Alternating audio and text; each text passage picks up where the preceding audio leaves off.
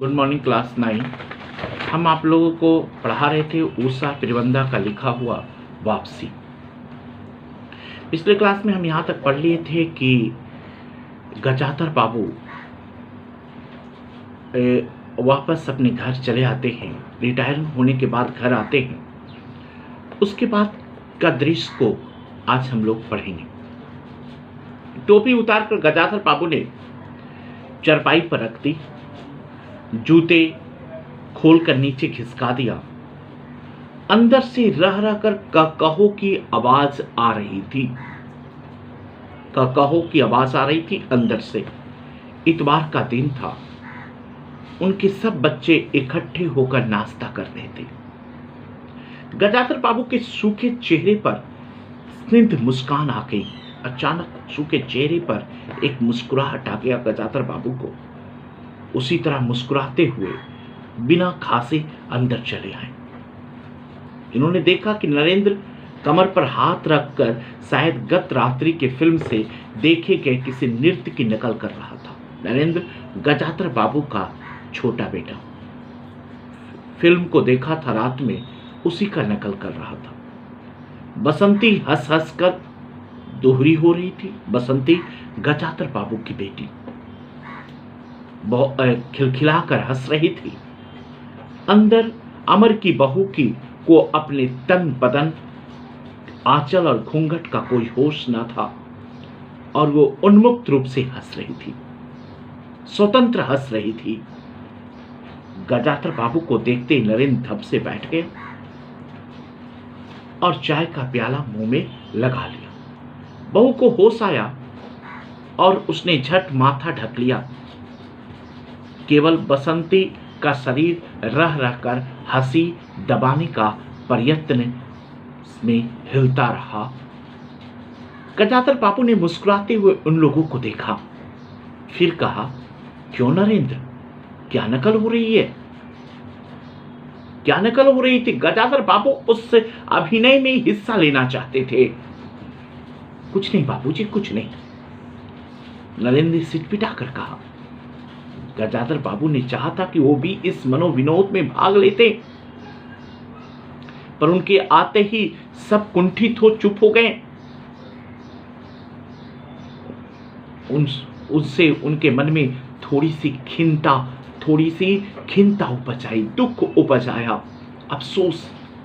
बैठते हुए बोले, बसंती, चाय मुझे भी देना। तुम्हारी अम्मा की पूजा अभी चल रही है क्या?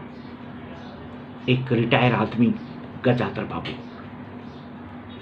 बसंती ने मां की कोठरी की ओर देखा, देख अभी आती ही होगी, और प्याले में उनके लिए चाय छानने लगी। बहुत चुपचाप पहले से ही चली गई थी। अब नरेंद्र भी चाय की आखिरी घूंट पीकर उठ खड़ा हुआ। केवल बसंती पिता के लिहाज में चौके में बैठी मां की राह देखने लगी। गजाधर बाबू ने एक घूंट चाय पी ली और कहा, बिट्टी, चाय तो फीकी है, लाइए चीनी और डाल दूं। बसंती ने बोली, रहने दो, तुम्हारी अम्मा जब आएगी तभी पी लूंगा। थोड़ी देर में उनकी पत्नी हाथ में अर्ध की लोटा लिए निकली और अशुद्ध स्तुति कहते हुए तुलसी में डाल दिया। उन्हें देखते ही बसंती भी उठ गई। पत्नी ने आकर गजाधर बाबू को देखा और कहा, अरे आप अकेले बैठे, वे सब कहां गए? अभी कुछ ही दिन हुआ है गजाधर बाबू के आए हुए, तो ये स्थिति लेखक वर्णन कर रहा है। इसके बाद वाली स्थिति क्या होता है, ध्यान से देखिएगा। पत्नी कहती है कि वो सब कहां गए? गजाधर बाबू के मन में फांस सी करक उठी, अपने अपने काम में लग गए, आखिर बच्चे तो हैं। पत्नी आकर चौके में बैठ गई। चौके उनकी नाक भौं चढ़ाकर चारों जूठे बर्तनों को देखा गजाधर बाबू के पत्नी ने। फिर कहा, सारे जूठे बर्तन पड़े, इस घर में तो धर्म कर्म कुछ नहीं है, पूजा करके सीधे चौके में घुसी। फिर उन्होंने नौकर को पुकारा। जब उत्तर ना मिला तो एक बार उच्च स्वर में फिर पति को और देखकर बोली, बहू ने भेजा होगा बचा। पति को देखकर मतलब पति को सुना रही है। और वो एक लंबी सांस लेकर चुप हो गई। गजातर बाबू बैठकर चाय और नाश्ते का इंतजार करती रही। अभी तक उन्हें चाय और नाश्ता नहीं मिला। उन्हें अचानक ही गणेशी की याद आ गई।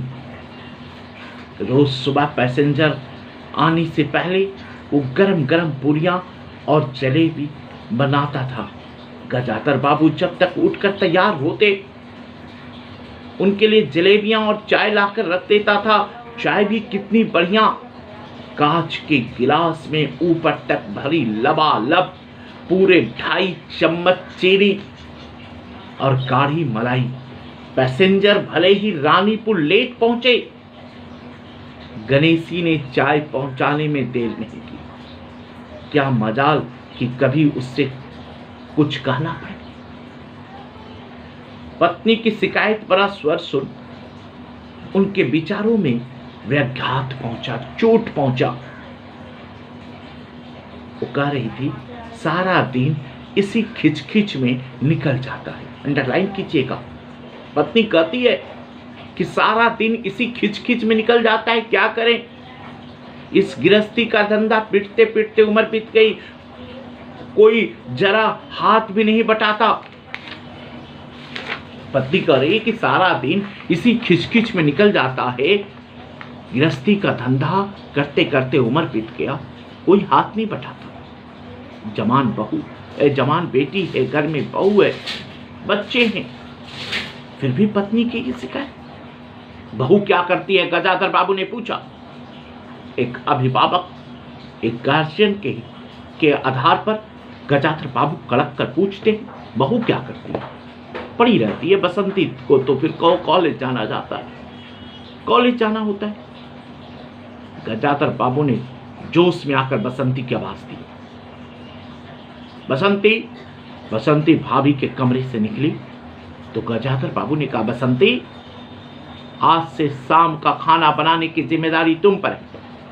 सुबह का भोजन तुम्हारी भाभी बनाएगी। बसंती मुंह लटकाकर बोली, बाबूजी, पढ़ना भी तो होता है। गजाधर बाबू ने प्यार से समझाया, तुम सुबह पढ़ लिया करो। तुम्हारी माँ बूढ़ी हो गई, उनके शरीर में वो ताकत नहीं बची है, वो शक्ति नहीं बची है। तुम हो, तुम्हारी भाभी हैं, दोनों को मिलाकर काम में हाथ बटाना चाहिए बेटा। बहुत अच्छे ढंग से गजाधर बाबू ने अपनी बेटी को समझाया।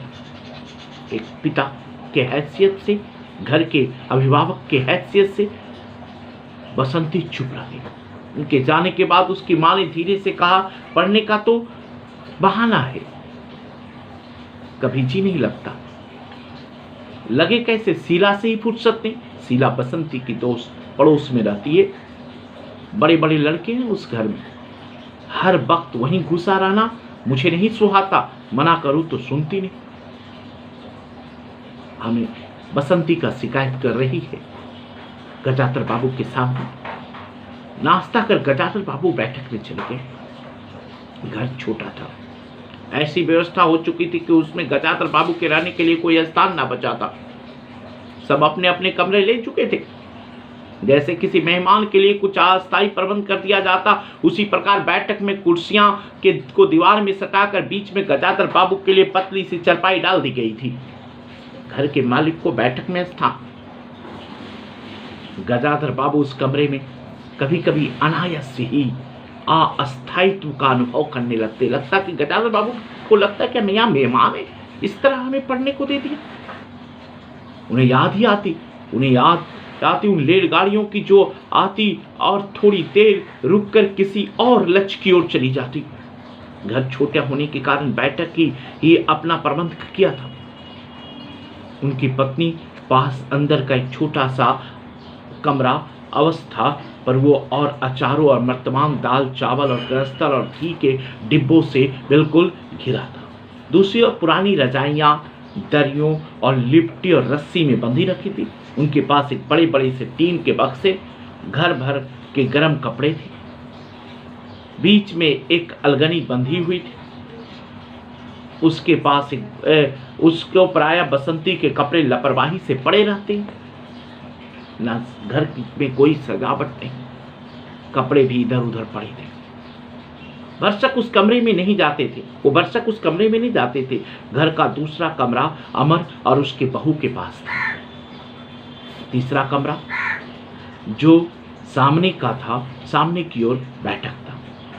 गजाधर बाबू के आने से पहले उसमें अमर के ससुराल से आया बेत की 3 कुर्सियां का सेट पड़ा था।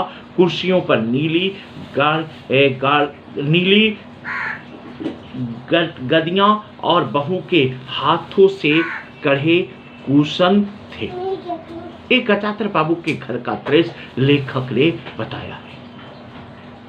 आगे हम पढ़ेंगे गजाधर बाबू के घर में किस तरह व्यवहार हुआ। आगे के दृश्य को और देखेंगे। धन्यवाद।